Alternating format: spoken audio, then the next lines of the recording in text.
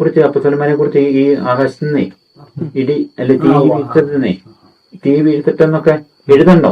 അപ്പൊ അതൊരു നെഗറ്റീവ് ഭാവമാണല്ലോ. ആ ഭാഗം എല്ലാരെ കുറിച്ച് എഴുതത്തില്ലായിരിക്കും, എല്ലാരെ കുറിച്ച് ഇഷ്ടപ്പെടുകയല്ലായിരിക്കും. അതുകൊണ്ട് ഇവരുടെ മേൽ വെക്കുന്നതായിരിക്കും. ഇവര് പോയി ചോദിക്കുന്ന സബദിപുത്രന്മാർ ചോദിക്കുന്നൊക്കെ ചിലപ്പോൾ അതങ്ങനെ ചോദിച്ചാണോ നിർബന്ധമില്ലാതെ അങ്ങനെ ഒരു ദൈവത്തിനൊരു വചനം ഇത് ചെയ്യാൻ വേണ്ടി. അപ്പൊ അത് അവരെ വെക്കാം. എല്ലാരും വെച്ച് കഴിഞ്ഞാൽ എല്ലാവർക്കും ചിലപ്പോൾ അത്ര ഇഷ്ടപ്പെടുകയല്ല.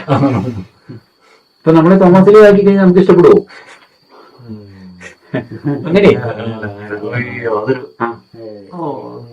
അങ്ങനെ അപ്പൊ അത് എഴുതണേ പോലും നമുക്കൊരു ഇത് വേണ്ടേ? ദൈവത്തിന് എഴുതണേ പോലും ഒരു ഫ്രീഡം കൊടുക്കണമല്ലോ ദൈവത്തിന്. അങ്ങനെ കുറിച്ച് എഴുതിക്കോ അങ്ങനെ.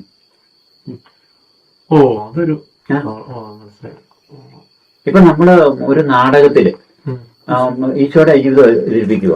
യൂദാസ് ആകാനായിട്ടേ